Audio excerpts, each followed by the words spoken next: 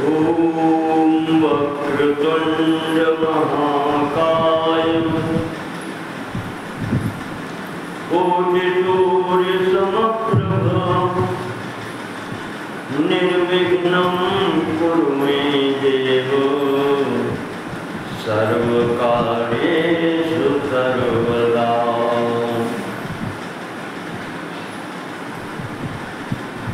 हरिद्रद्रवसंभवं गजमुखं गौरीसुतं सुन्दरं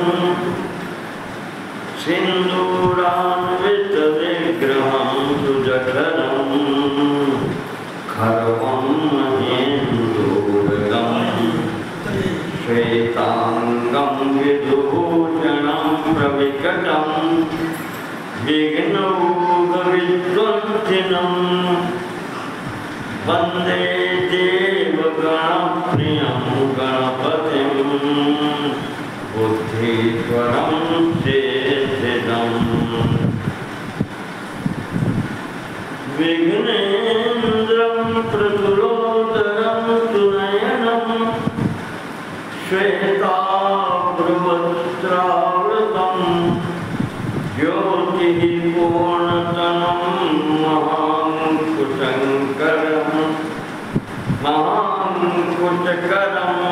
रुद्राङ्कसंशोभिनम् हस्त्यास्यं च चतुर्भुजं सुरनुतं खण्डेन्दुनामण्डितं वन्दे तं खलु वक्रतुण्डमनिशं चिद्भानुतं प्रार्थये।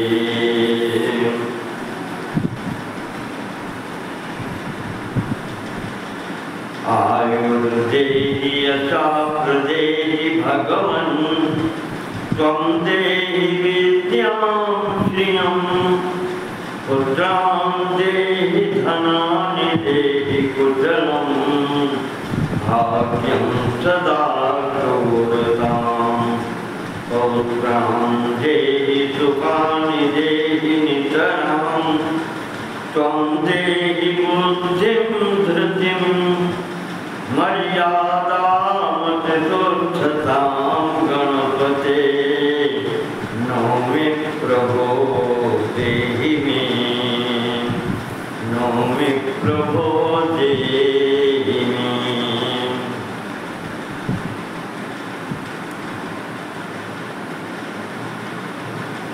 गिरीशो गौरीशो गललधदहीशो गुणधरो गणाधीशस्कन्द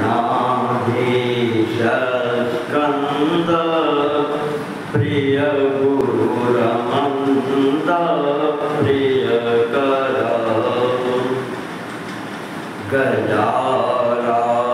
गजारातिर्गङ्गा गलदुदकभङ्गा कुलजटो गतिः शाद्राकेशो ज्वलगगनकेशो वर्णजः गिरीशं गौरीशं गणपतिगुरुं गीष्पतिनुतं गुरुं गीर्वाणानां गगनचरगीताद्भुतगुणं गुणातीतं गूढं गलितगरलं गानतरलं गुहप्रेमाम्भोधिं गगनवदनं नौमि गिरिशम्।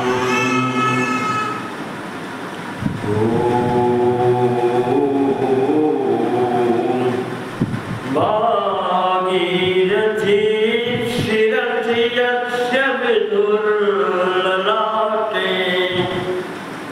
ग्रीवाश्रितो भुजग विशालः कंसः करे मनसि विश्वजनोपकारः सोऽयं शिवो हिंसुतापतिरजवन्यः। बोलिए शंकर भगवान की जय।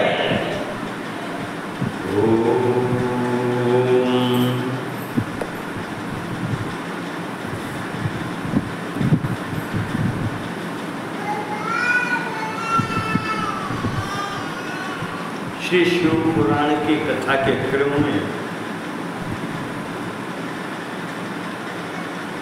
कल हमने आपके समक्ष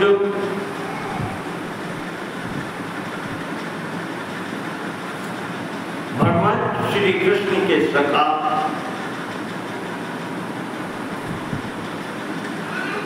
सुदामा जो राधा जी के शाप से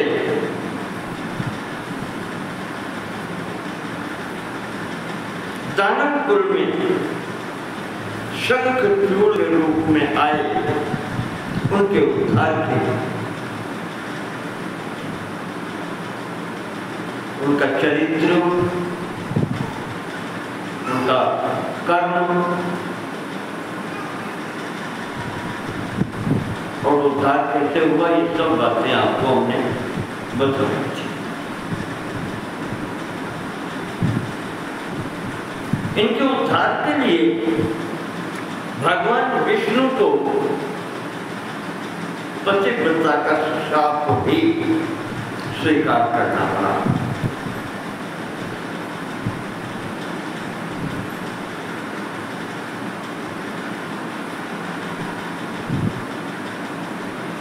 इसी क्रम में आगे नारद जी ने ब्रह्मा जी से पूछा है कि पिताजी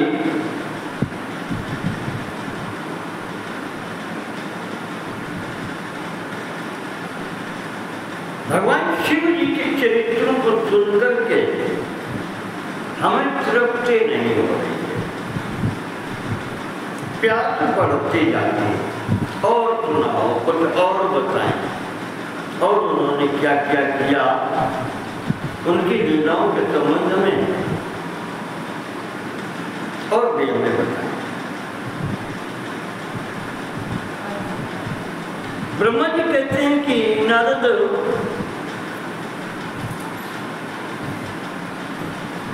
जो मैं बता रहा था पीछे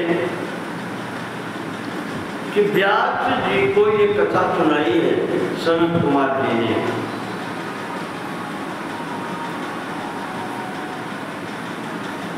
उसी क्रम को आगे बढ़ाते हुए सनत कुमार जी कहते हैं कि व्यास जी भगवान की लीला कथानक इतने हैं जिनकी गिनती नहीं हो सकती, फिर भी जो हमें याद आता है हम आपको सुनाते हैं।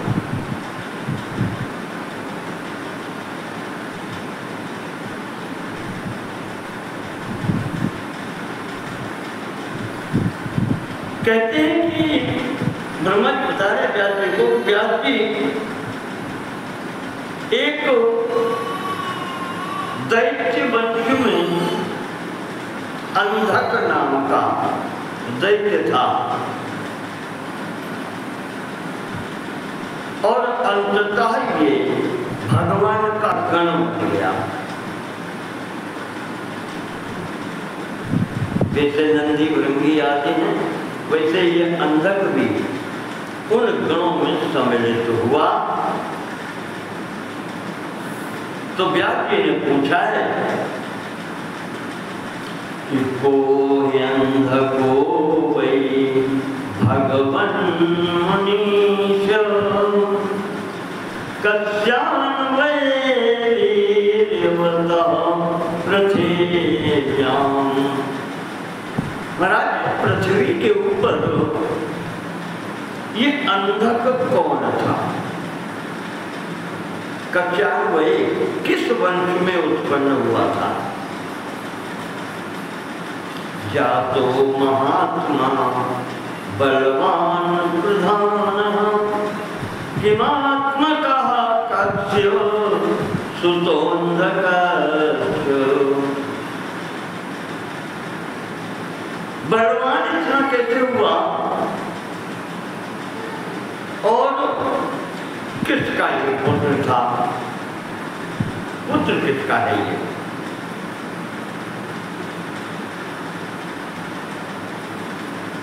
फिर गानपत्यम कथम प्राप्त,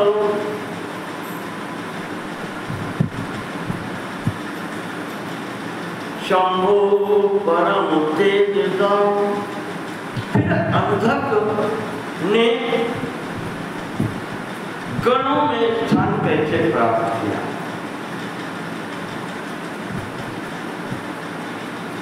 अब विस्तार से सुनाए वो हमें बताएं।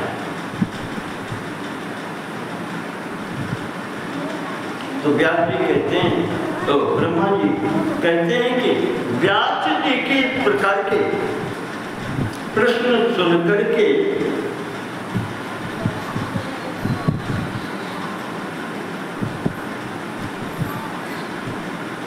प्रोवाच ब्रह्मसुत सदानी। ब्रह्मा जी के पुत्र सनत कुमार जी कथा बताते हैं आगे कि पुरागतो भक्त कृपा करो, तो भक्तों पर कृपा करने वाले पुरा आगतो कैलासतः शैलसुता गणाढ्य। महाराज जी की इच्छा आ गई, कैलाश पर्वत पर थे, कहा चलो काशी चलते हैं, वो भी उन्हीं का स्थान है। मन में विचार किया, भगवती से कहा चलो कैलाश चलते हैं, वहां भी देखते हैं क्या हो रहा है, कैसे हो रहा है।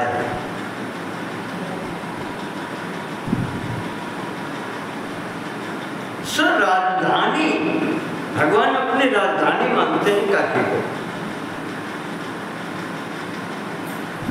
सराजधानी विधाय तस्यां चक्रे करोति सुखदा जनानां। वो राजधानी अपनी मानते हैं जब सब समय नहीं रह पाते हैं, इसलिए अपनी ओर से वहां का जो रक्षक नियुक्त किया है, तदरक्षकम भैरव नाम वीरम, भैरव जी को वहां का शासक नियुक्त कर दिया है कि शासन व्यवस्था यहाँ की तुम देखो। राजधानी भगवान की है, पर उस नगरी के रक्षक और वहां की पूर्ण व्यवस्था भैरव जी के हाथ में है। और ऐसी व्यवस्था हाथ में है कि वहां जो पाप करे या दुष्कर्म करे उसको दंड भी वही देते हैं। कहीं जाने की जरूरत नहीं, संकट आएंगे ना आएंगे कोई बात नहीं, अच्छा बुरा कार्य जो भी करेंगे उसका दंड या पुरस्कार वही देते हैं। भैरव जी वहां के संपूर्ण रूप से वहां के ही बनाए गए हैं।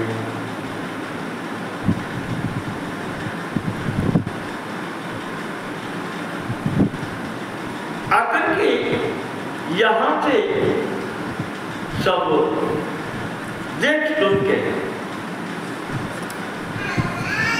वापस जाते हैं। वापसी में रास्ते में मंदिर नाम का एक पर्वत है, मंदिराचल जिसको कहते हैं,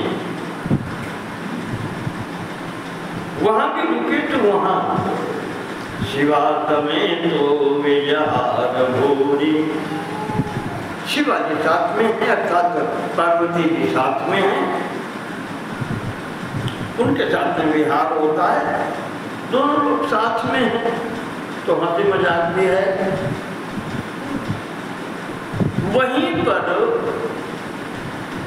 भगवान बैठे थे तो भगवती जी को कुछ हंसी सूझी, वो पीछे से आई और भगवान के नेत्र बंद कर लिए।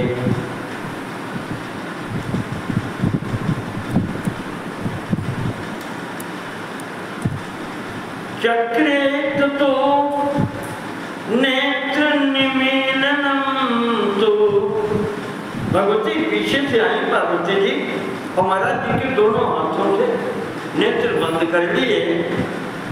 सा पार्वती नर्मयुतम सलीलम, हाथ पर हाथ में नर्मयुतम यानी हाथी में पीछे से बंद कर दिए। तो थोड़ी देर तक जो किए नहीं तो उन्हें ये लगा कि जैसे महाराज के चेहरे पर पसीना आ गया, महाराज के चेहरे पर पसीना आ गया तो माथे से पसीने की एक बूंद नीचे टपकी जमीन पर, पृथ्वी पर। उधर जितनी देर भगवती ने आंखों पर हाथ रखा है उतनी देर में एक क्षण के लिए तीनों लोगों में अंधकार हो गया।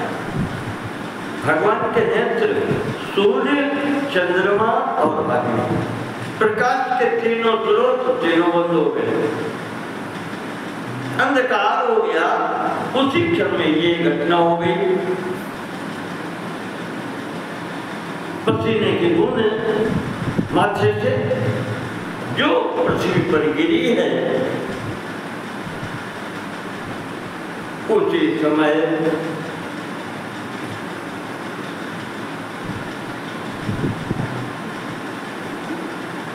तथा प्रभुवात करालवक्त्रो भयंकर क्रोध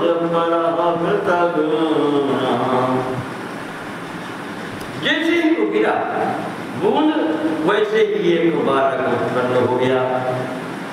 करालवक्त्रो बहुत उसकी आकृति भीषण है, भयंकर है।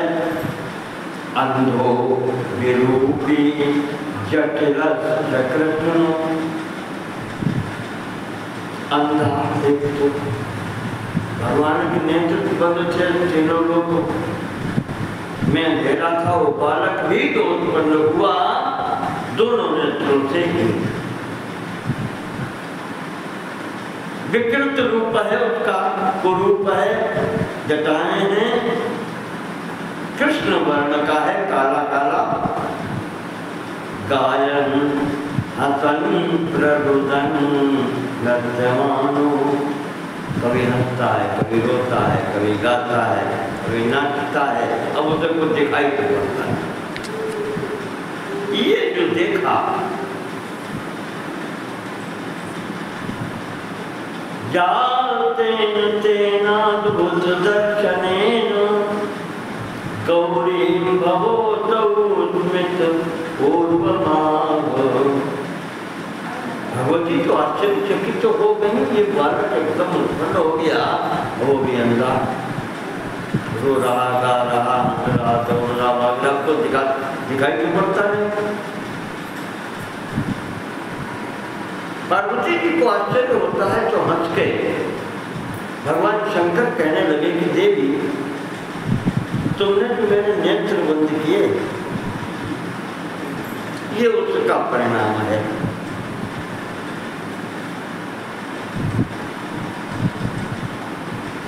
ये उसका परिणाम हुआ।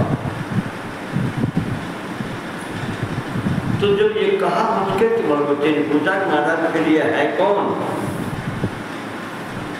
कोयम विरूपो भगवान ही जातो, ये जो उत्पन्न हुआ है, जो कुरूप है, बालक है, नवकृतो घोर भयंकर, हम लोगों को समक्ष के खड़ा हुआ है, इतना भयंकर है। महाराज कहाँ से आया? और अगर आपने ही बनाया है तो किम निमित्तम, बनाने का प्रयोजन क्या है? किस लिए बनाया? बनाया तो अच्छा आदमी बनाते, सृष्टि करनी थी, अच्छी करनी थी। सत्यम मम किम निमित्तम, मतलब सही बोलो, बताओ क्या कारण क्या है, निमित्त क्या है जो आपने इसकी सृष्टि की है? अथवा केन चक्कस्य पुत्र, अथवा कहीं और से आ गया है, तो ये किसके द्वारा उत्पन्न हुआ है और किसका पुत्र है? तो भगवान कहते हैं कि देवी शृणोम्बिके, अंबिका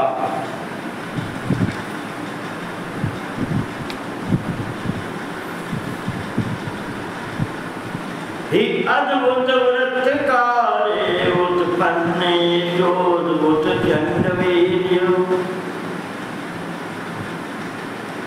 कहा देवी चंडवीर्य बहुत पराक्रमी है। निमीलिते चक्षुषि में भवत्या, तुमने जो मेरे नेत्र बंद कर दिए थे, इस कारण ये अनुभव। उत्पत्ति भी हमसे ही है।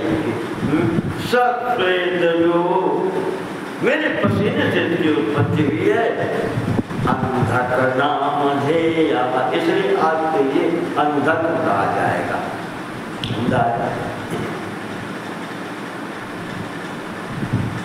अब क्योंकि हमसे उत्पन्न हुआ है तो देखिए भी तुम्हारा पुत्र है, इसकी देखभाल अब तुम करो। जब इस प्रकार से भगवान ने कहा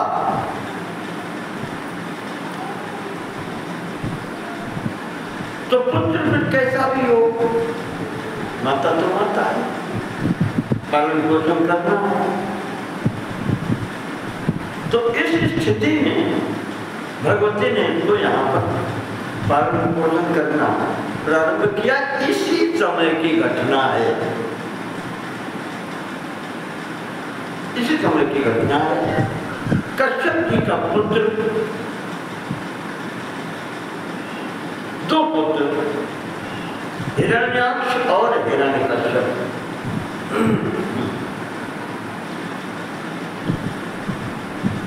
बड़ा है हिरण्यकश्यप, छोटा है हिरण्याक्ष।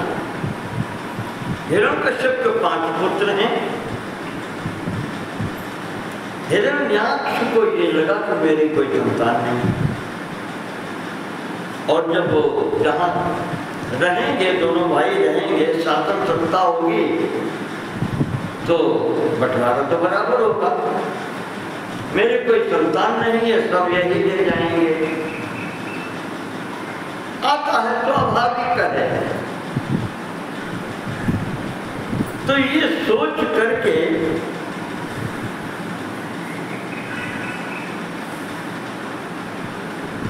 घर से संकल्प करके निकला भगवान की आराधना करने। शंकर जी की आराधना के लिए ये घर से निकलता है। जाकर के अरण्यमाश्रित्य तपश्चकारा सुरसदा कश्यप सुतार्थम। कश्यप जी का पुत्र ये हिरण्याक्ष सुतार्था पुत्र प्राप्त करने के लिए इसने वन में जाकर के, जंगल में जाकर के तपस्या प्रारंभ की और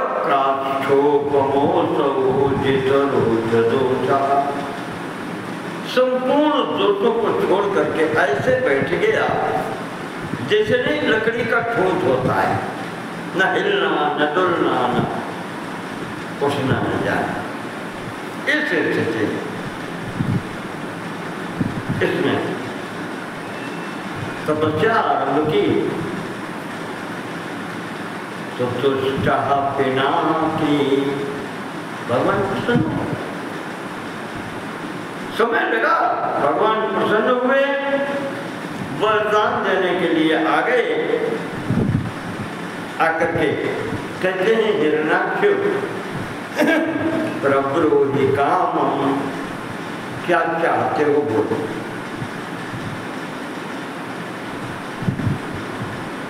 यदि इच्छा तुम सकलम ददाम, तुम्हारी जो भी इच्छा होगी आज मैं संपूर्ण इच्छाएं पूर्ण करूंगा तुम्हारी। सनत कुमार जी कहते हैं कि इस प्रकार से भगवान ने जब कहा तो हिरण्याक्ष कहता है कि प्रभु पुत्रस्तु में चंद्र ललाट नास्ति, हे चंद्रशेखर, हे भगवान भोलेनाथ, मेरे पुत्र नहीं है कोई, संतान नहीं है कोई। सुवीर्यवान दैत्य कुलानुरूपी, जैसे हमारे कुल में संतान होती है वैसी या हमारे कुल के अनुरूप हमारी कोई संतान नहीं है, और भगवान इसी संकल्प के साथ में मैं आपकी आराधना करता हूं। तम देहि देवेश, भगवान पुत्र दीजिए।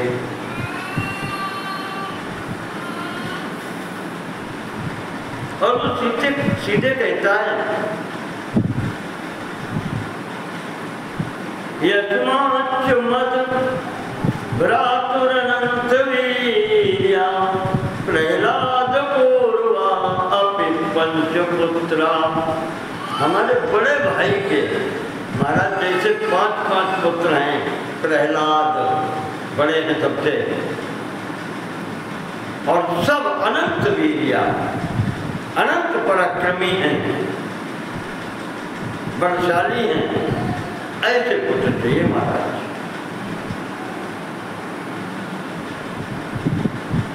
ममेह नाम चेते गतान्वयो हम, परिवार में महाराज हमारे संतान नहीं है।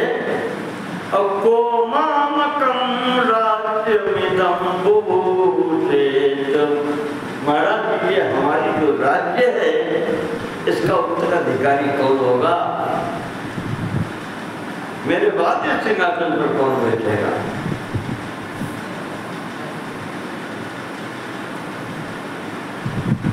और जब मेरा पुत्र नहीं है तो राज्यम परस्य स्वबलेन हत्वा हम केशवा त्वं पितुरेव दृष्टम् सप्रोच्यते पुत्र इह त्वमुत्र पुत्री तथेना भवेत् पिता तौ। पुत्र जब होता है तो दोनों स्थितियां होती हैं। वो अपने पिता के वैभव का भी भोग करता है,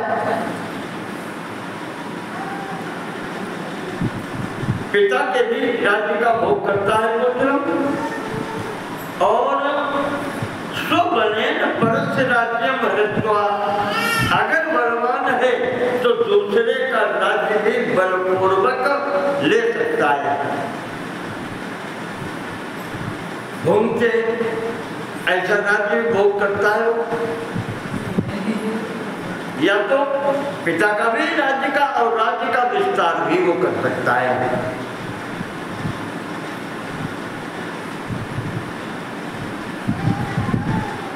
स्वप्रोचिते पुत्र, जो इतना कर सकता है पिता के भी यश को आगे बढ़ाए, पिता का जो यश है, पिता की जो राज्य है उसका भोग करे, उसको बढ़ाए। जो इतना करता है पिता के यश को बढ़ाने वाला होता है महाराज, वो पुत्र होता है। और नहीं तो फिर पुत्र क्या, उसे पुत्र ही कहेंगे। संतान बिटिया है वो तो किसी को और को देनी पड़ती है, वो उसका पिता से संबंध क्या रह जाता है। पिता पुत्री को जन्म दे करके हम पिता कहे जा सकते हैं, हम पिता कहे जाएंगे तो उसके पिता है वो, पर वो हमारे इसके उत्तराधिकार नहीं, वो तो हमें किसी को देनी पड़ेगी। तो पुत्र ही जो होता है वो पिता के को अगर आगे बढ़ाता है वही पुत्र कहा जाता है। और कहा महाराज हमारे वेद शास्त्रों में भी कहा गया है, ऊर्ध्वं गति पुत्रवतां निरुक्तां पुंनाम नरकात् त्रायते इति पुत्रः। जो पुं नाम के नरक से छुड़ाता है वो पुत्र कहा जाता है। नरकात् त्रायते तो नरक से रक्षा करता है, पुं नाम का एक नरक है उससे रक्षा करता है, उसको पुत्र कहते हैं। लेकिन इस कहावत को भीष्म पितामह जी ने निष्फल किया है। वहां उन्होंने जब प्रतिज्ञा की है तब उन्होंने कहा है वहां पर कि लोग कहते हैं कि पुत्रवान को गति मिलती है, मैं अपनी गति अपने हाथों अपना कर्म करके बनाऊंगा, मुझे किसी पुत्र की आवश्यकता नहीं। विवाह पिता के लिए कह दिया कि विवाह नहीं करेंगे, तो वहां पर ये बात आई। उन्होंने कहा कि हम अपने कर्मों से अपनी गति बनाएंगे, हमें किसी सहायक की जरूरत नहीं है और वो करके हम दिखाएंगे। तो यहाँ कहने का स्वार्थ है तो ये कह रहा है कि महाराज हमें पुत्र दीजिए।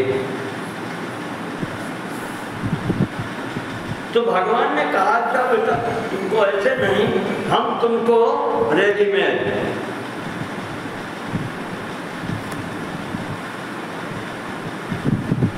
तवाह दैत्याधिप नास्ति पुत्रः त्वद्वीर्यजा। तुमसे उत्पन्न नहीं है पुत्र, फिर भी मैं तुम्हें ऐसा पुत्र देता हूं, किंतु ददामि पुत्रम। उस पुत्र को प्राप्त करने में समय लगेगा और ये पुत्र लो। और कहा हिरण्याक्ष ममात्मजम, ये मेरा पुत्र है, मैं अपना पुत्र तुम्हें दे रहा हूं। अंधक नामधेयम, नाम इसका अंधक है, त्वत्तुल्य वीर्यम, तुम्हारे समान पराक्रमी, अपराजितम क्या, ये मेरा पुत्र है तो उसको हराने वाला कौन है। आज से ये तुम्हारा पुत्र है, किसी प्रकार का शोक मत करो। भगवती से लेकर के पुत्र महाराज जी ने हिरण्याक्ष की गोद में दे दिया।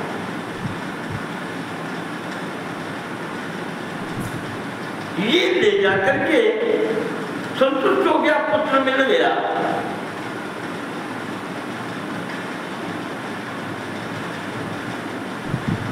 इसने ये नहीं सोचा कि ये अंधा है, उसे पुत्र चाहिए था, मिल गया। घर पर जाता है, उसका पालन पोषण करता है, ततो हरा प्राप्य सोतम सदैत्य, भगवान शिव से प्राप्त इस पुत्र का वो लालन पालन करता है और संतुष्ट होकर के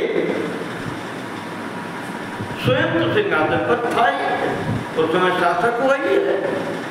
उसी समय इसने अपने बल पराक्रम का दुरुपयोग करते हुए इस संपूर्ण पृथ्वी को लेकर के रसातल में चला गया। तभी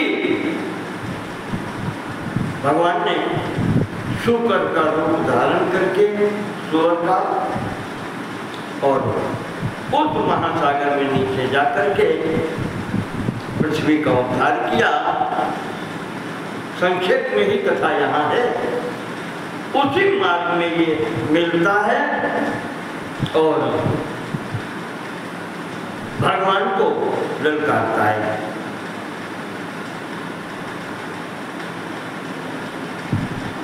भगवान ने बारह रूप में ही इसको समाप्त किया, समाप्त करके पृथ्वी को स्थान स्थापित किया। देवता इत्यादि सब सुखी हो गए। व्यास जी ने पूछा कि महाराज दो भाई थे, हिरण्याक्ष पहले मारा गया तो दूसरे ने क्या किया?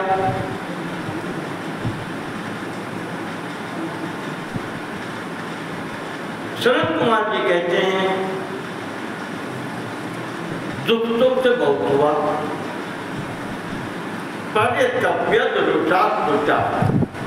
जैसे भाई के मृत्यु का समाचार तुमने सुना है, बहुत दुखी हुआ। भाई ये दोनों सिंहासन के अधिकारी हैं। आकर के जैसे ही सिंहासन पर बैठता है, ततः प्रजानां कदनम विधातुं कदनम प्रियान् निर्दिदेशान् सुरान् वीरान् हरि वैर प्रियो हि सः। भगवान का द्रोही तो प्रारंभ से ही है, क्योंकि माता ही उस विचार से संतान ने उत्पन्न की है कि देवताओं से बलशाली हूं।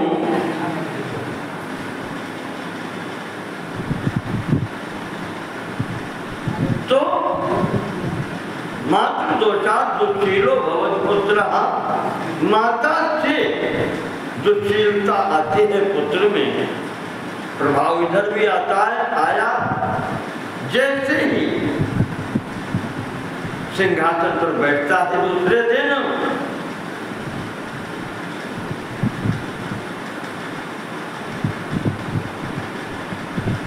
क्रोध में भरा हुआ है देवताओं के प्रति, और आते ही आते बिल्कुल वैसे ही रावण जैसी आज्ञा है कि सुना हूं सकल रजनी चर था,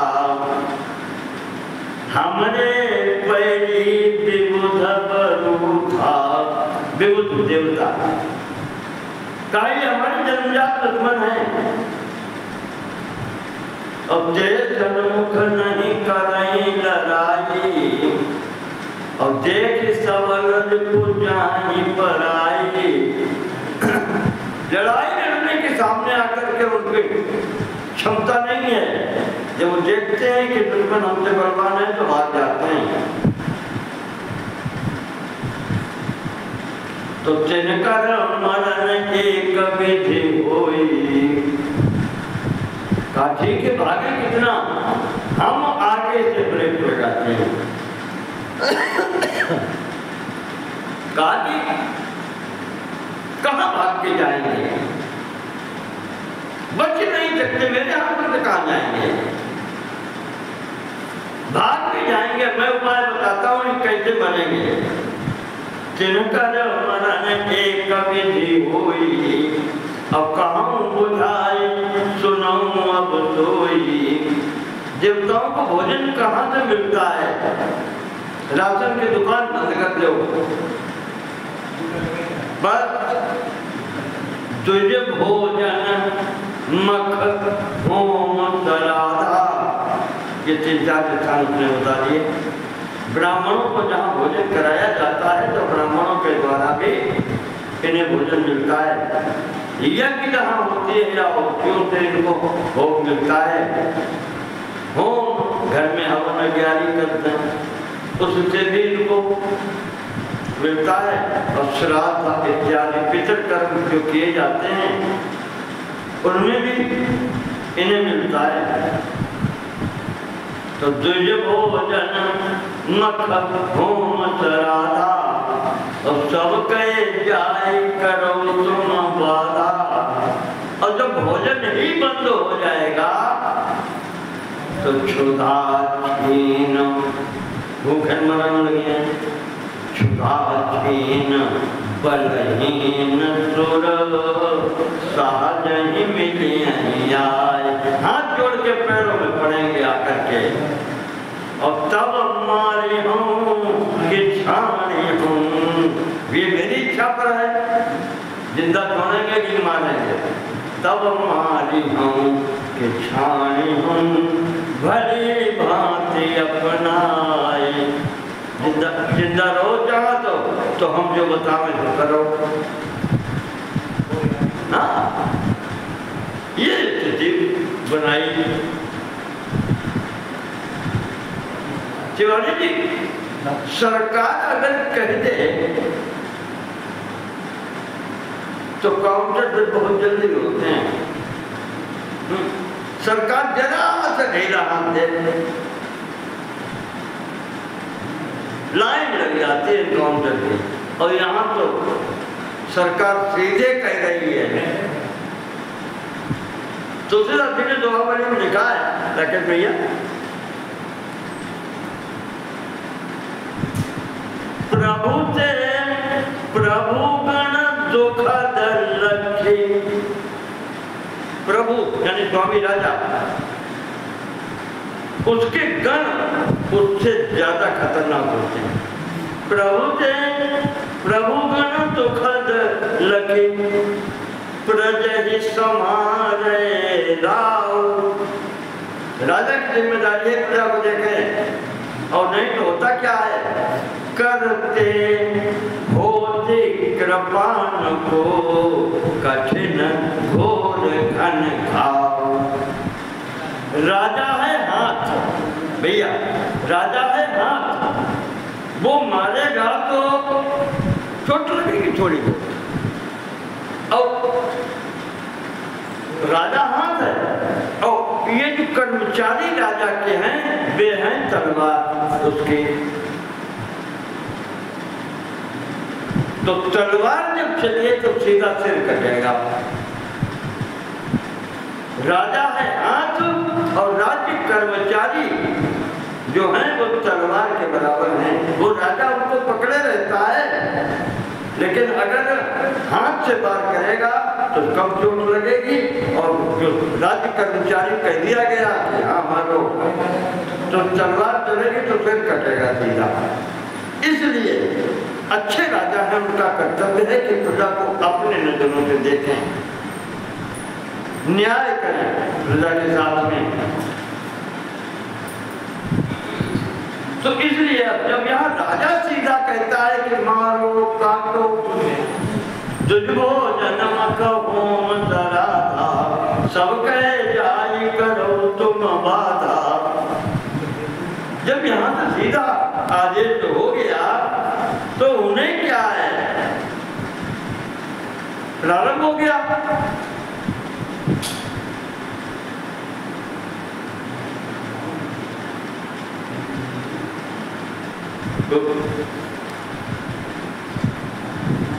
जय विधि होई धर्म निर्मूला, प्रारंभ सो सब करहि वेद प्रतिकूला। उन्हें तो ऑर्डर मिला एनकाउंटर करो, तो जब ऑर्डर मिलते इमरजेंसी के टाइम में आए थे, एक बार बहुत चला था अपने सरकार से जब बीपी सिंह की बनी थी, तो उनके भाई जज थे, उनका डकैतों ने उन्हें हत्या कर दी थी। कहीं गए थे, बीच रास्ते में फंस गए, मार दिया था, तो उन्होंने भी चलवाया था। उसमें बहुत भयंकर एनकाउंटर हुए थे। विश्वनाथ प्रताप सिंह जब थे मुख्यमंत्री, प्रधानमंत्री नहीं मुख्यमंत्री भी रहे, तो वही स्थिति कि करहि उपद्रव असुर निकाया, नाना रूप धरहि करि माया। और जय जय देश धेनु तुझ पावहि, गाय बंदी दिखाई पड़े, ब्राह्मण का घर मालूम पड़े, पूछा बताई कुछ नहीं, नगर कानपुर आगे लगा वही। एक घर है, गांव पूरे में आग लगाई थी कि जो एक है वो पूजा पाठ सबके कराते हुए जाना है, उसे ही खत्म करे उन्होंने कि नहीं तो पंडितन से पूजा पाठ कराते का है, आज चलो भाई चलो। तो ये स्थिति है कि जय जय देश धेनु तुझ पावहि, नगर गाँवपुर आग लगा वही।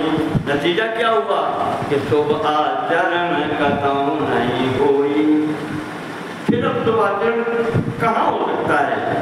देव विप्र गुरु मान न कोई, सबके सम्मान खत्म हो गए।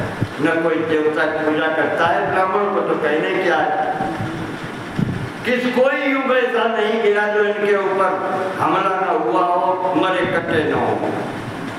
आज की बात नहीं है, ब्राह्मणों को नहीं तो सदैव रहा है। हाँ बिल्कुल, लोग कहने लगते हैं रावण ब्राह्मण था, उद्धव ने यही कहा, सबसे पहले ब्राह्मण है उसने काटे। तो हम लोगों की नियत है, फिर भी हम जुटे हैं, हमारा कार्य है, करते हैं। नहीं हरि भगत जाके तप ज्ञान, ये परिणाम होता है जब अच्छे लोग समाज में नहीं होते। सपनों सुनियन वेद पुराना,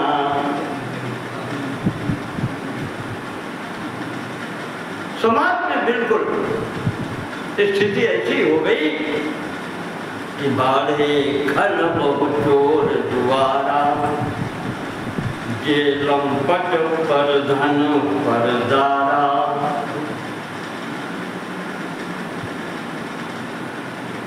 कोई सुरक्षित नहीं है, माँ नहीं मातु पिता नहीं देवा, और साधन सन करवा वही सेवा। हाँ? अच्छा आदमी अगर है, उसे प्राण बचाने हैं तो भैया जो कहोगे वो करेंगे।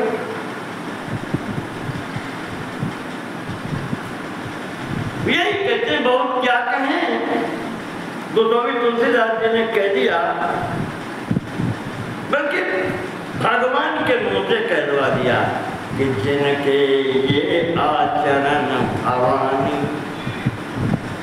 जिन लोगों के ये आचरण हो तुम समझ लो यही राक्षस है। ते जाने हूँ निश्चर सब प्राणी, राक्षस कोई और नहीं है जो ऐसे आचरण करे, समाज को नुकसान पहुंचाए, समाज को हानि पहुंचाए, अच्छे लोगों को कष्ट दे, वही राक्षस है। तो इस प्रकार की जब स्थिति हो गई, जब अब पृथ्वी को कष्ट हुआ, पृथ्वी को ही कष्ट क्यों होता है?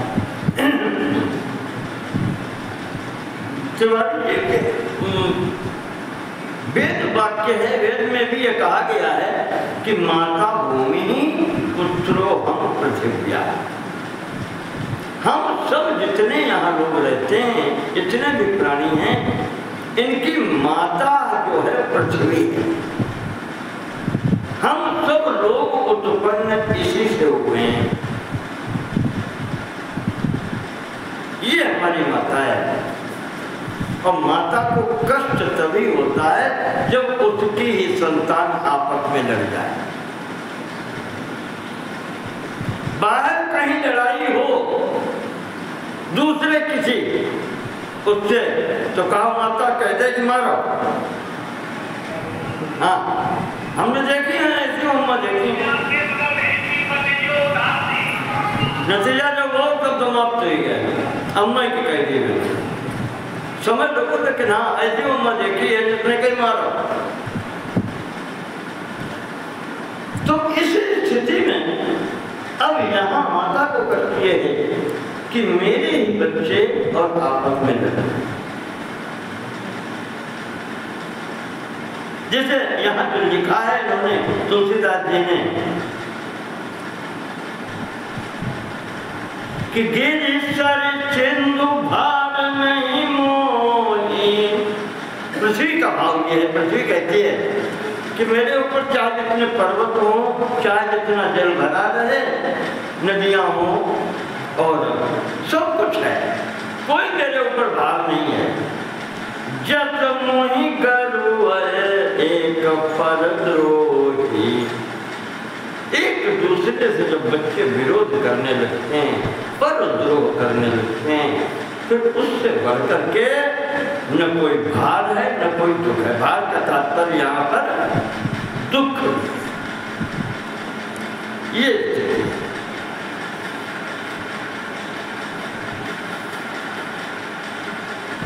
तो हिरण्यकश्यप ने ये आदेश कर दिया और स्वयं में घर से निकल करके तपस्या करने के लिए चला गया। घर में श्रीमद् भागवत में आता है, अपने जो भतीजे हैं, माता है, उनको अच्छे ढंग से समझाता है, लेकिन बाहरी लोगों से ये कहता है कि मारो काटो। और घर में कहता है क्या है उसमें, जो वैसे उपदेश करते हैं कि देखो मेरा भाई वीर था, युद्ध क्षेत्र में मरा है, और वीर लोग युद्ध क्षेत्र में ही मरते हैं, उसमें रोने की क्या बात है। संसार में कोई मरता नहीं, शरीर बदलता है। पूरा ज्ञान अपने घर में सुनाया। अपने लोगों को पूरा नहीं आता, बाहर वालों से कहता है मारो। जैसे आजकल पार्टी वाले, घर वाले जब मौका आता है तो घर वाले सब मिनिस्टर और पब्लिक से कहता है तो लड़ जाओ। गोली चलती है तो उस पर चलती है, पकड़े जाते हैं तो वो पकड़े जाते हैं। वही स्वयं सुरक्षित, परिवार सुरक्षित। तो ये सब समझा करके तब स्वयं हे बधुए अम्बाम्ब, यहाँ पे दुख होता है उसमें। हाँ, तो उपदेश देकर के स्वयं निकल जाता है मंदराचल पर्वत की घाटी में तपस्या करने के लिए। सते पे मंदर द्रोण्याम तपः परम दारुणम। बहुत भीषण तप करता है वहां जाकर के। ऊर्ध्वबाहु नभो दृष्टि, दोनों हाथ ऊपर उठाए और आंखों से ऊपर देखते हुए, पादांगुष्ठा श्रितावनी, पैर के अंगूठे पर खड़ा है और भगवान का नाम होता है, भगवान का नाम ले रहा है, चिंतन कर रहा है। क्या हुआ, इतनी भीषण तपस्या है तो उसके सिर से धुआं निकलने लगा। अग्नि जैसा लगता था कि अग्नि तस्य मूर्धना तमद्भूता सधूमो अग्निस्तपोमया। तपस्या अग्नि बनकर के प्रज्वलित हो गई धुआं। इस स्थिति में संपूर्ण लोकों में व्याप्त हो गई वो अग्नि। पाताल से लेकर के मृत्युलोक से लेकर के स्वर्ग लोक तक का उसका प्रभाव हुआ। तेन तत्वा देवं चक्वा ब्रह्म लोकम येयुसुरा। देवता अपनी राजधानी छोड़ के ब्रह्मा जी के यहाँ भाग के पहुंचे। महाराज ये क्या है, बचाओ। ये जो देखा देवताओं ने कहा जा करके,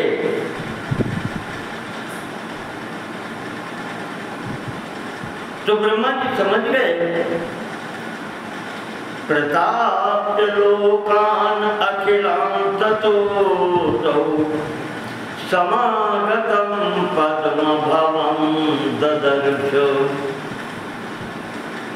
उस प्रभाव से ब्रह्मा जी आश्वासन दे करके जैसे समक्ष आए, ब्रह्मा जी को उसने देखा है। वरम तम वाचा विधाता ब्रह्मा जी सामने आ गए वर देने के लिए। वरम प्रणीत पितामहोति, पितामह ने कहा वर मांगो, क्या चाहते हो तुम? तो वो तो कहता है कि मृत्योर भयम में भगवन प्रदेश पितामह भून कदापि देव। मृत्योर भयम में, हमें मृत्यु से भय न हो महाराज, किसी भी प्रकार से मृत्यु से भय न हो। और मृत्यु कहाँ कहाँ से आ सकती है वो भी बता रहा। शस्त्रास्त्र पाशानि शुष्क वृक्ष गिरीन्द्र तोयाग्नि रिपु प्रहार। ये है शस्त्र और अस्त्र। ये पाश रस्सी से बांधे जाए कहते हैं, असनी वज्र। कुछ शस्त्र हैं जो वो दूर से प्रहार किए जाते हैं, हाथ से छूट के आते हैं। अस्त्र वो जो हाथ में पकड़े पकड़े चलाए जाते हैं, जैसे तलवार इत्यादि। धनुष के बाण छूटता है वो शस्त्र है, जो बाण छूट जाता है। तो इनसे मृत्यु आ सकती है, रस्सी से फांसियां के लगा के उनसे मृत्यु आ सकती है, वज्र का प्रहार हो सकता है उससे। शुष्क वृक्ष, ये सूखी चीजें हैं, या शुष्क वृक्ष करने, सूखा पेड़ है उससे लाठी डंडा बनते हैं, उनसे बना हुआ। गिरीन्द्र तोयाग्नि, पर्वत गिर पड़े तो मर सकते हैं, का वहां भी न मरे। तो जल से भी कोई भय न हो मृत्यु का। अग्नि, अग्नि से भी मृत्यु न आए। और रिपु प्रहार, दुश्मन जो प्रहार करे, फिर कोई शस्त्र हो, अस्त्र शस्त्र हो, कहा उससे हमें कोई भय ना हो, कोई मार न सके। बात वही है कि हम काहू के मरहि न मारे, सीधी सी बात वही मांगता है। और अंततः कहता ये है कि महाराज और की बात क्या कहें। त्वत् सृष्ट जीवै बहुवाक्यता किम, आपकी सृष्टि में आपने अपने हाथ से जितने बनाए हैं जीव, उनमें कैसे उसे न मराएं, फिर और आएंगे कहाँ से? बहुवाक्यता किम, बहुत कहने से कोई लाभ नहीं महाराज जी।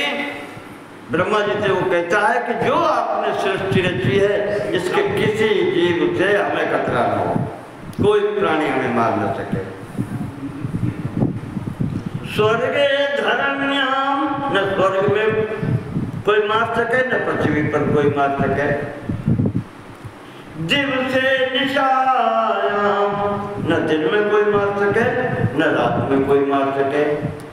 और नहीं तो ना प्रदेश, न ऊपर और न नीचे। इतनी शर्तें उसने लगाई महाराज, यहाँ से हमें कोई खतरा न हो। सनत कुमार जी कहते हैं कि व्यास जी इसने बुद्धि तो बहुत लगाई, बुद्धि लगाई। ब्रह्मा जी ने भी सुन लिया, ठीक, तुमने अजर अमर होने का वरदान नहीं मांगा, तुमने पहले से ही अपने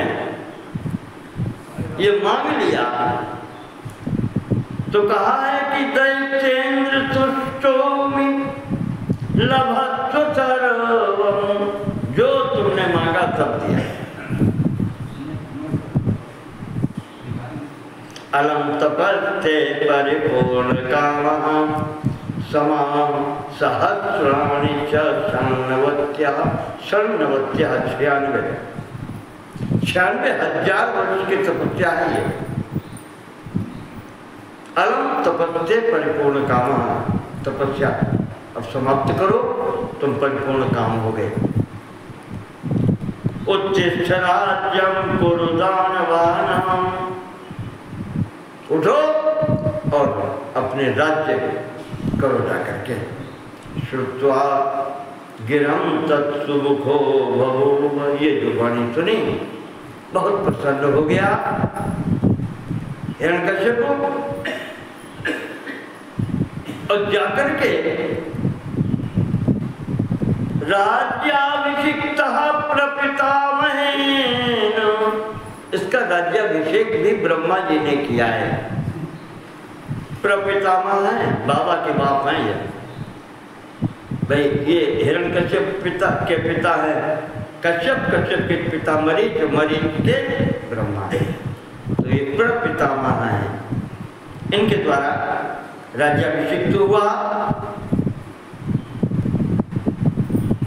उत्साद्य धर्मान, तो पहले शुरू करवाया था, धर्म का उच्छेदन कर दिया। धर्म तो होने नहीं है इसके राज्य में।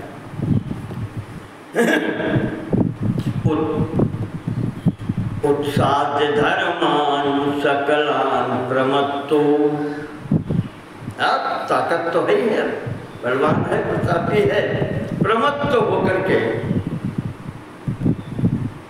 प्रमत्तो उन्मत्त नहीं, प्रमत्त किया है। प्रमत्त का मतलब ये होता है कि जो याद रखना है वो तुम भूल गए। आदमी कितना भी हो, जैसे हम लोगों की भी स्थिति है, हम क्या भूल जाते हैं, जो असली चीज है वही हम भूल गए। जीवन पाकर के एक ही बात तो सच है, एक ही वस्तु सच है, दूसरी कोई सच है ही नहीं, और वही हम भूल गए। जिसने जीवन पाया है उसे एक दिन यहाँ से जाना है, बस इतना ही सच है। और दुनिया में इस यहाँ चाहे जहाँ भटकते रहो, चाहे कुछ करते रहो, कोई दूसरी वस्तु इतनी निश्चित नहीं, और उसी असली चीज को हम भूल गए और सब काम करेंगे, उसका चिंतन नहीं करेंगे। आदमी को जब कहीं जाना होता है, दूर जाना हो, कहीं जाना हो, तो आदमी तैयारी करता है। कानपुर जाना है या कोई काम है, दूर जाना है, तो वो 2 दिन 8 दिन पहले से तैयारी करने लगता है। यहाँ का व्यवस्था कौन देखेगा, लड़का देखेगा, ये देखेगा, उनके सपोर्ट करता है, भैया हमको 8 दिन लगेंगे और ये सब देखो, तुम सुनो, और ये फिर वो अपने लिए करता है, खाना पीना बांधो बनाओ, ये सब करता है, पूरी व्यवस्था करता है 8 दिन बाहर जाने के लिए तब। और यहाँ से जब जाना है वो जानता है निश्चित चलना है, उसकी कोई व्यवस्था नहीं करता। व्यक्ति ने लिखा है कि धनानि भूमौ पशवच्च गोष्ठे, धन यहाँ का यहीं रह जाएगा, जमीन पर पड़ा। जानवर दरवाजे पर बंधे रह जाएंगे। और जितना वैभव है सब यहाँ ही पड़ा रह जाएगा, कुछ भी जाना नहीं है। अंतिम में कह दिया कि धर्मानुगो गच्छति जीवने कहा, जो साथ हो जाता है वो तुम्हारा किया हुआ धर्म जाता है। धर्म का मतलब पूजा पाठ नहीं है, धर्म का मतलब तुमने किसी के साथ में भलाई की है, ये भी धर्म है। और विशेष करके हम तो धर्म यही मानते हैं। विष्णु पितामह ने शांति पर्व में थोड़ा सा एकमात्र दिया है कि धर्म क्या है। धर्म वो कार्य है जिससे अधिक से अधिक लोगों का, अधिक से अधिक प्राणियों का हित हो।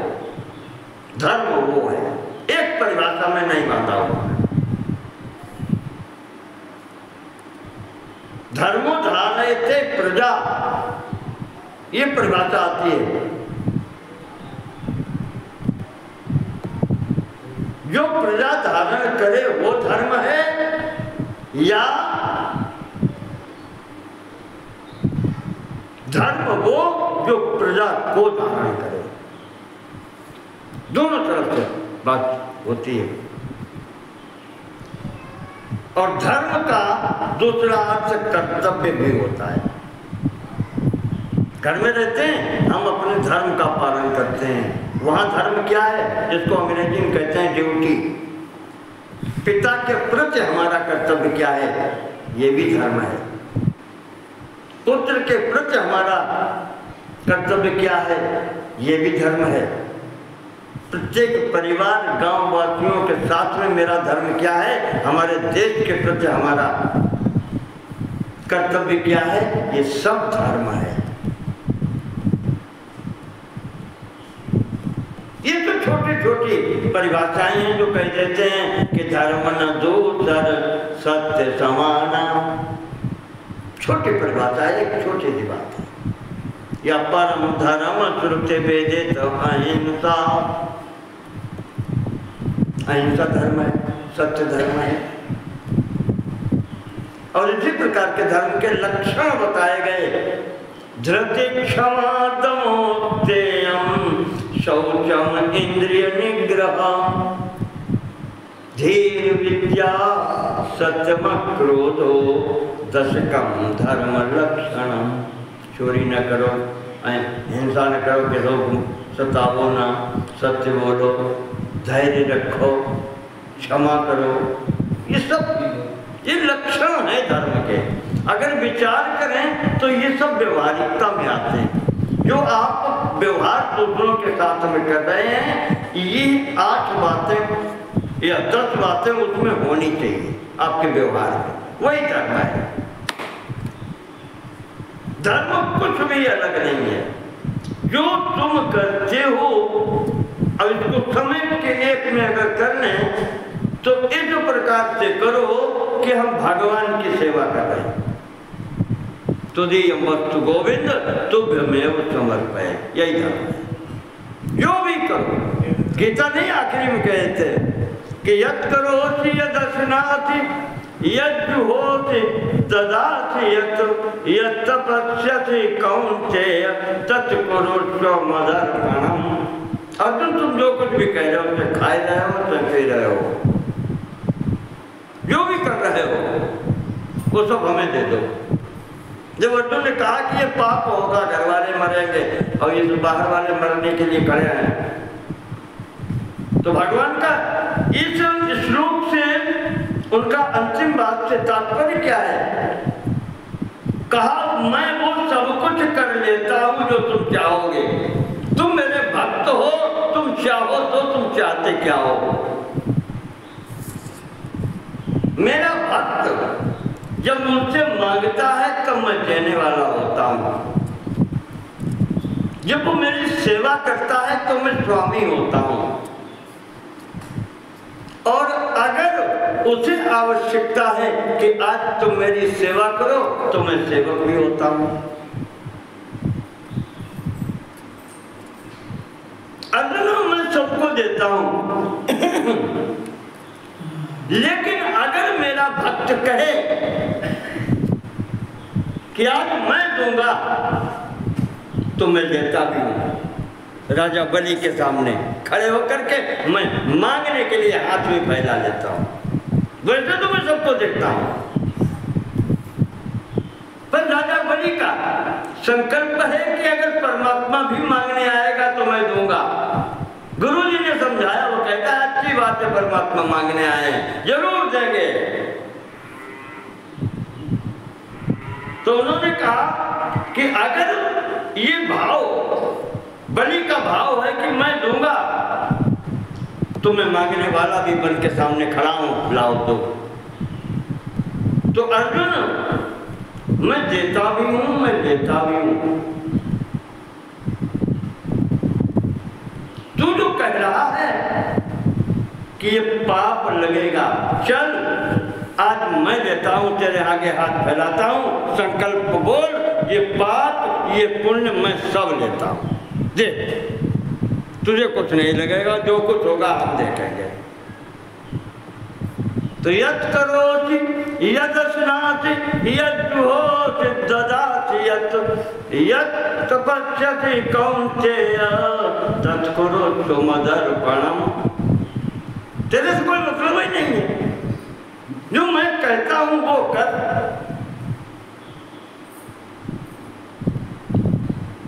वही बाबा लोग एक घटना सुनाते हैं कि जब ये सब युद्ध हो गया और कौरव तो सब मर गए, स्वर्ग लोक में चले गए, जो युद्ध में मरता है वो स्वर्ग जाता है। पांडव लोग जब शरीर छोड़ के पहुंचे, जब परीक्षित को यहाँ राजा बना दिया और हिमालय से होकर पहुंचे, तो वहां पर एक स्थिति आई, कहा और तब ठीक है, युधिष्ठिर महाराज को नरक के दर्शन करने पड़ेंगे, धर्मराज और सब ठीक, लेकिन युधिष्ठिर महाराज जो सबसे बड़े हैं, इनको नरक के दर्शन करने पड़ेंगे। अब बहुत सन्नाटा हो गया। युधिष्ठिर भी सोचते हैं कि हमने क्या किया है कि जो सब बरी हो गए हमें दर्शन कराए जा रहे हैं, इसको मतलब कुछ तो दोष ही है, ज्यादा बड़ो नहीं थोड़ो ही है। हाँ? क्या है? तो वहां पर जो बात हुई है कि किताब में नहीं लिखा, मैंने सुना ही है किसी से, कि वो कहते हैं कि हमने तो जीवन में ऐसा कोई काम किया ही नहीं, ये सब मेरे भाई चले गए, जो विरोधी थे वो पहले स्वर्ग पहुंच गए, और हमें जाने में ये भी करना पड़ेगा। इसका मतलब कोई कुछ है। तो वो कहते हैं धर्मराज सामने खड़े हुए लोग, इन जो वहाँ के इंचार्ज अब दो स्वरूप में है, युधिष्ठिर के रूप में ये, पर वहाँ यमराज धर्मराज जो है, कहते महाराज याद कर लो क्या हुआ। कहा हमने कुछ नहीं कहा, कहा द्रोणाचार्य के सामने कुछ बोले थे। भगवान कहते हैं कृष्ण भी वहां आ गए। तो जब इन्होंने इधर उधर देखा कि अब क्या कहें कैसे करें, तो भगवान ने सोचा कि हमारी भी जरूरत पड़ेगी गवाही के लिए। तो भगवान कृष्ण को रूप बना करके वो भी आ गए, पास में खड़े हैं। अब इधर उधर देखते हैं, युधिष्ठिर बोले इनने गई थी, हमने नहीं किया, इन्होंने हमसे कहे के करवाया।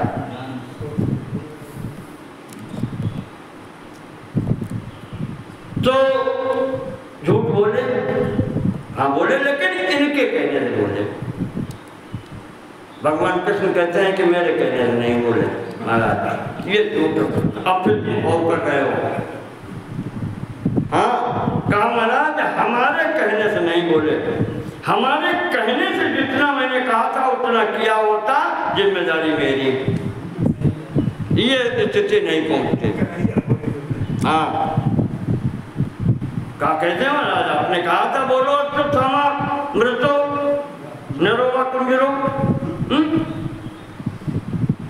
कहा हमने ये कहा ही नहीं था, हमने इतना कहा था, केवल इतना ही बोलना है कि अश्वत्थामा आता, तुमने जो अपनी बुद्धि बीच में लगाई नरोवर कुंजरो, उसको नतीजा है। जितनी हमने कहा था तुम्हें उतने करते, पूरी जिम्मेदारी हमारी थी, उसके कारण आज आपको नरक देखना पड़ रहा है।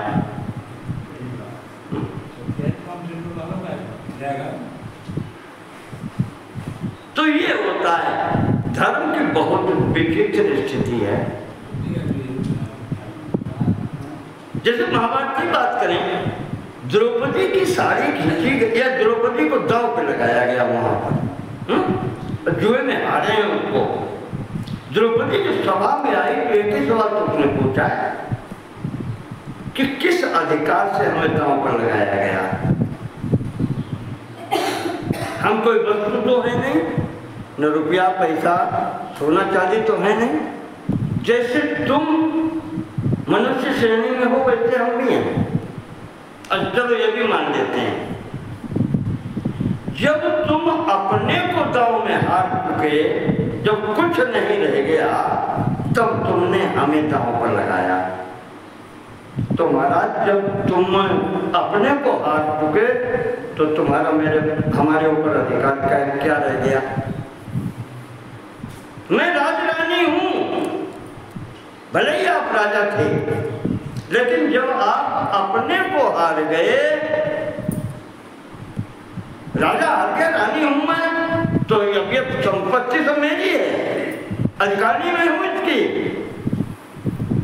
फिर आपको कौन अधिकार है मुझे दांव पर लगाने का।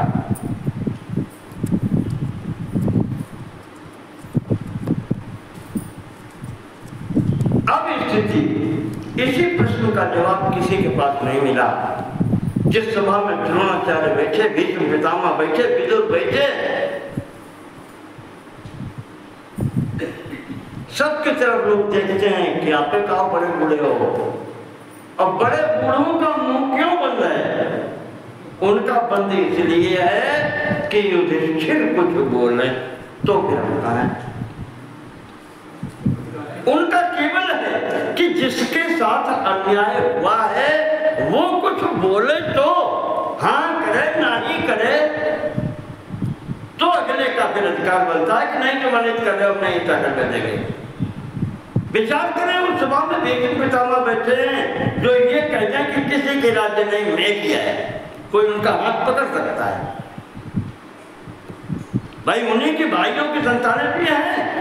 भीष्म पितामह ने राज्य छोड़ दी तो इनको मिली, अगर वो कहते हैं कि मेरी है तो उस स्थिति में उनका हाथ पकड़ने वाला कोई नहीं, संसार में कोई वीर नहीं उनके सामने। वो भी इसीलिए नहीं बोल पाए कि जिसके साथ अन्याय हुआ है वो नहीं बोल रहा। तुमने एफआईआर लिखाई नहीं, थाने में आए तो हाई कोर्ट सुप्रीम कोर्ट क्या करे हैं सब।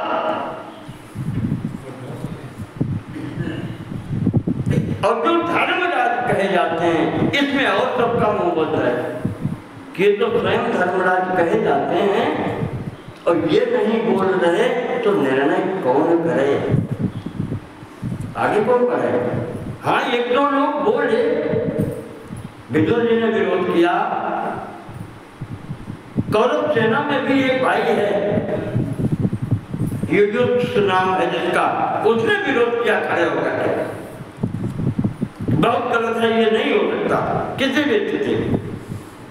किसी ने सुना ही नहीं।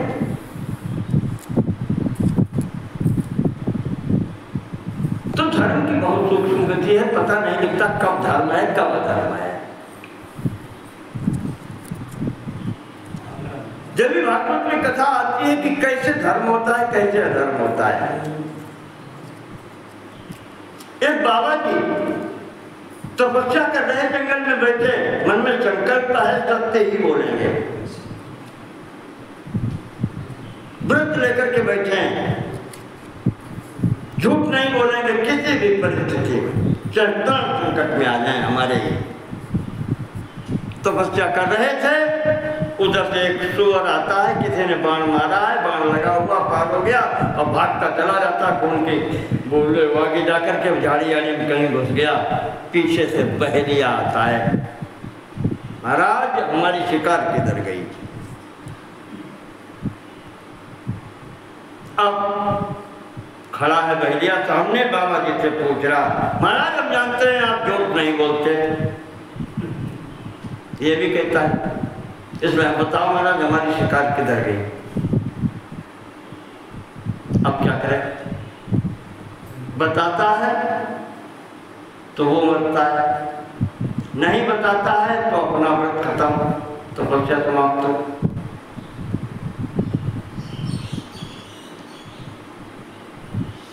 बहुत बड़ा बार बार कह रहा है महात्मा चुप बैठे, सबसे बड़ी चुप, लेकिन वो छोड़ नहीं रहा, खून उधर से दिखाई पड़ रहा है, यहाँ पे टपकता चला गया, किधर को गया है।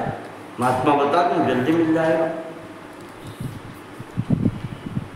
चूक तपस्या में बैठे थे, भगवान दया से बुद्धि शुद्ध थी, महात्मा जी ने एक बीच का रास्ता निकाला, बुद्धि से कहते हैं बीच का रास्ता।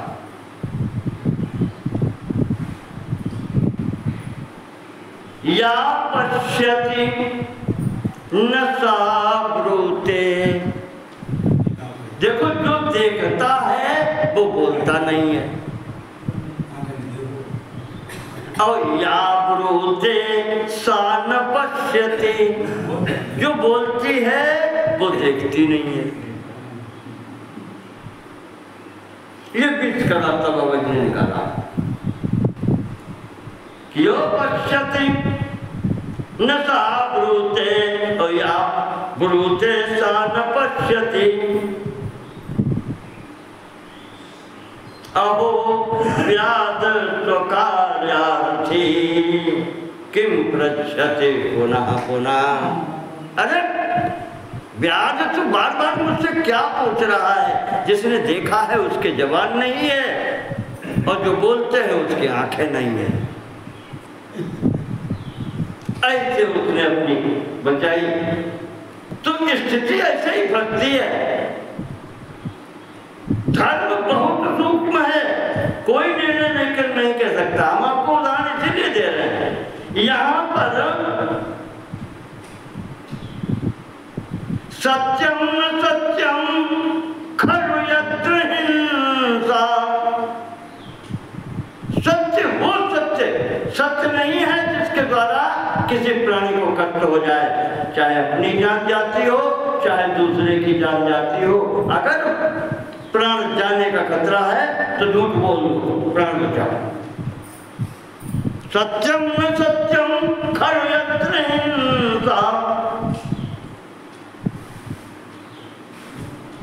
इसी प्रकार से आता है।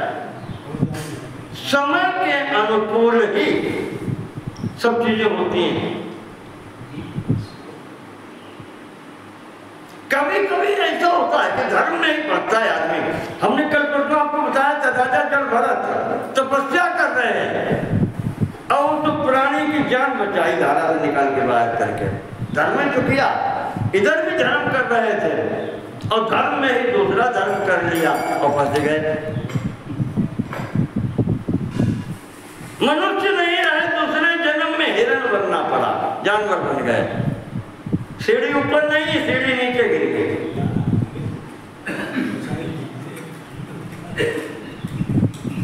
वही गजेंद्र गिराकी में एक कहानी आती है। राजा इंद्रदुम्न भगवान की तपस्या कर रहा है और उठ करके उसने अगस्त्य जी निकले हैं, प्रणाम नहीं किया।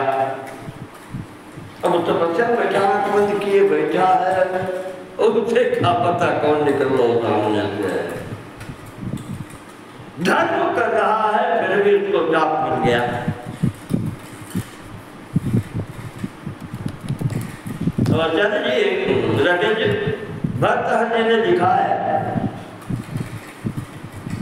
कि दाता बलि याचक को मुरारी, दान देने वाला राजा बलि और मांगने वाला कौन? भगवान स्वयं। दाता बलि याचक को मुरारी और दानम मही विप्र मुखाच मध्य। दान क्या दिया जा रहा है? संपूर्ण पृथ्वी, संपूर्ण त्रिलोकी। वो मांगते तो 3 कदम है, लेकिन वो दे रहा है। अच्छा 3 कदम भी मान लो तो भूमि दान सबसे बड़ा दान कहा गया है। चाहे 1 बीघा दो और चाहे 3 कदम दो और चाहे पूरी पृथ्वी दो, महादान में आता है भूमि दान भी।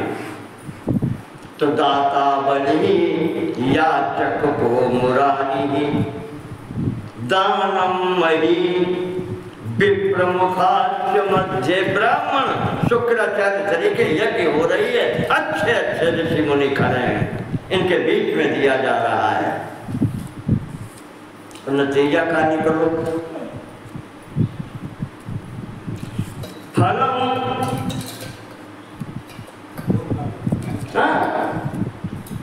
बांधे गए, जो ये कहा जाता है दान दे तो स्वर्ग की प्राप्ति होती है, दान देने से पुण्य होता है, और वहां मिला दंड।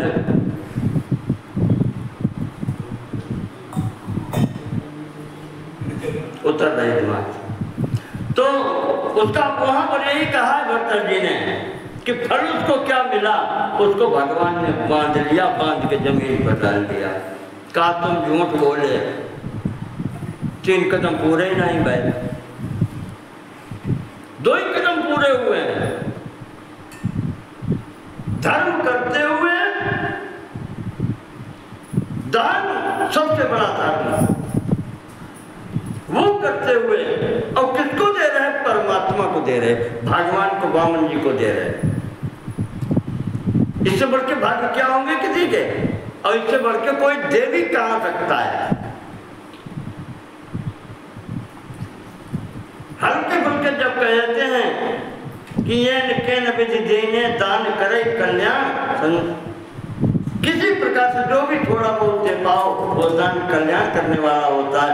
वहां तो कितना बड़ा दान हो रहा है, और फल क्या मिला? बांधे गए, और झूठ बोलने का अपराध लगाया गया। भक्त तो भक्त है, फिर ऐसा देने वाला भी नहीं मिलेगा। महाराज अभी ये शरीर बाकी है, पदम शरीर को पदम तृतीयम पूर्व शीर्षणी में निजम। महाराज ये तीसरा पैर जो रख दिया है, ये सिर पर मेरे रखो, अभी शरीर बाकी है। अच्छा सिर पे क्यों रखो? बड़े बड़े देखे त्यागी महात्मा, जिनका लड़ाई होता वाला जीव गद्दे की जो अन्य के तुम्हारे कैसे लाए, हमारे घर में एक तो वैभव तो इतने छोड़ के आए हैं। ये अभिमान समाप्त नहीं होता। बलि कहता है महाराज सिर पर पैर रख दो कि मेरे जीवन में, मेरे मस्तिष्क में, मेरी बुद्धि में ये भी कभी अभिमान ना आए कि हमने किसी को दिया कुछ। दान देने का भाव भी मैं आपको दान करता हूं। कभी मेरे मुंह से ये ना आए कि हमने भगवान को दिया या मैंने किसी को दिया है। ये बुद्धि भी आपके चरणों में, ये सिर भी, सिर होता है अभिमान का प्रतीक। नहीं कि बड़े सिर उठाए के चल रहे, नेक झुकाई नहीं से करते, ये अभिमानी का प्रतीक होता है।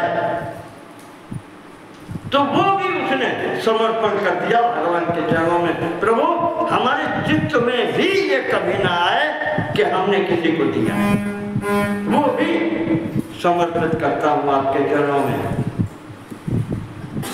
इतना कोई नहीं कर पाया, इतने दानी और दान देने वाले हुए हैं जो राजा बलि ने किया है, इसीलिए उसके नाम से बलिदान हो गया। उतना देने वाला फिर कोई नहीं हुआ। तो ये धर्म इतना सूक्ष्म धर्म है, पता नहीं चलता कि ये धर्म है कि अधर्म है। अपनी समझ से जितना अच्छा कर सकते हो वो। मुख्य बात ये है कहने की, जितनी आपको बुद्धि है अपने से किसी दूसरे को कष्ट न हो। बस मुख्य में यही तक ले आते हैं कि हमारी वजह से किसी को तकलीफ न हो। धर्म इतने हैं, और विस्तार में मत पढ़ो कि ये करने से धर्म होता है, ये करने से होता है। इतने एक बात पकड़ लेंगे कि मेरे कारण किसी को कष्ट न हो। हम अपने को एडजस्ट कर लेंगे। ठीक है, मुझे तो अपना कर रहा है, वो अपना जाने, वो अपने किए का पाएगा, मुझे अपने किए का मिल जाएगा। धर्म से सूक्ष्म गति इसीलिए कही जाती है। तो यहाँ पर उसका धर्म तो यही है, उसने वही प्रारंभ कर दिया। हिरण्यकश्यप ने सजाई सेना और लेकर के जा करके स्वर्ग घेर लिया।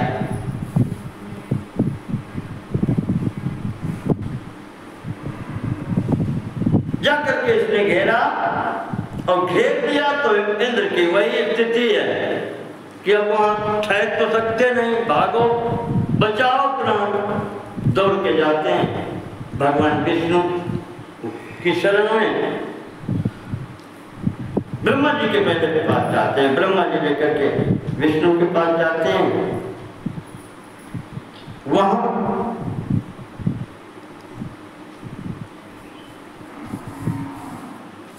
विष्णु जी ने कहा कि अच्छा ठीक है, हम देखते हैं। वो माध्यम अब वहां पर प्रहलाद बन गया। नारद जी की प्रेरणा हुई, भगवान ने संकल्प किया, हृदय जाता नारद हृदय से उत्पन्न है, ब्रह्मा जी के सही, वो सबके हृदय की बात जानते हैं। नारद जी ने पहले व्यवस्था कर दी, प्रहलाद जी को शिष्य बना करके दीक्षा हो गई। प्रहलाद भगवान का भक्त हुआ। जब उसे भी कष्ट मिलने लगा तो भगवान को अंततः आना पड़ा, और फिर ब्रह्मा जी के दिए हुए वरदान की जो उन्होंने एक ही मान लो, उसने मांगा है कि ब्रह्मा जी आपकी सृष्टि का कोई प्राणी हमें न मार सके। बस भगवान ने वही स्वरूप बनाया कि ऐसा ब्रह्मा जी की सृष्टि में कोई प्राणी नहीं है, आधा सिंह आधा मनुष्य। और ये ब्रह्मा जी की सृष्टि नहीं है, ये उनकी अपने स्वयं की सृष्टि है। तो सत्यम विधातुम निज व्रत भाषितम, निजम शरीरम क्या है?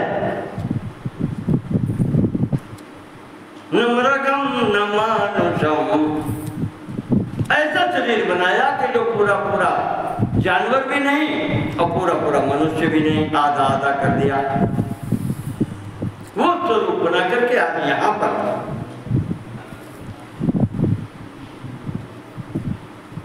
प्रहलाद के समक्ष हिरण्यकश्यप का वध किया है। वध करके प्रहलाद का राज्याभिषेक होता है।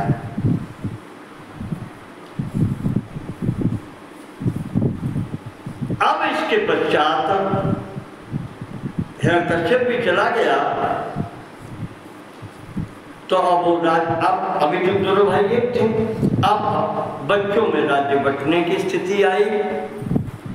इधर प्रहलाद सहित 5 हैं और उधर हिरण्याक्ष का वो एक शंकर जी ने जो दिया वो भी अंधा। अब झगड़ा ये हुआ, वो आधा मांगता है, आधे में 5, और ये 5 हैं एक तरफ, वो कहते हैं अंधा तो राजा हो ही नहीं सकता, तुम्हें कैसे राजा दें? राजा वो भी अंधा, अंधा तो सिंहासन का अधिकारी है नहीं, विकलांग कैसा भी वो अधिकारी नहीं होता है। राजा सन्यासी इस पीठ का अधिकारी विकलांग नहीं होना चाहिए। व्यासपीठ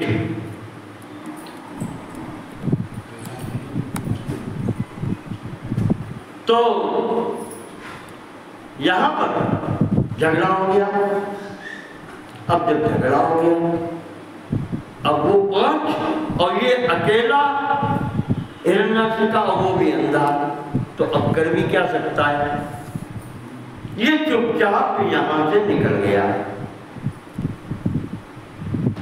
सनत कुमार जी कहते हैं कि व्यास जी तेषां तु वाक्यानि निशम्यतानि, अपने भाइयों की वाणी सुन करके ये हिरण्याक्ष को जो पुत्र दिया गया है अंधा का, इसने सोचा कि अब राज्य मिलने वाली नहीं है, तो ये घर छोड़ करके चला गया।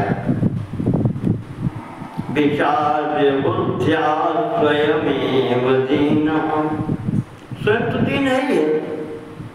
विचार्य बुद्ध्या, बुद्धि से विचार किया, तान शांतयित्वा विविधैः वचोभिः, 5 थे तो भैया ठीक है, जैसे तुम कहा तो वैसे करो। उन्हें वाणी से शांति करके और गता निर्जनम, तो रात्रि काल में वो घर से निकलकर किसी प्रकार से वहां से चला गया। किस से गले भाई को उन्हें निकाल दो, चलो हमें बात कर दो, नहीं तुम हो सका तुम्हारे में जाए भाई। राजाओं के बीच में पता थोड़ी चलता कब क्या हो जाता है। इस प्रकार से ये घर से निकल करके यहाँ पर चला गया।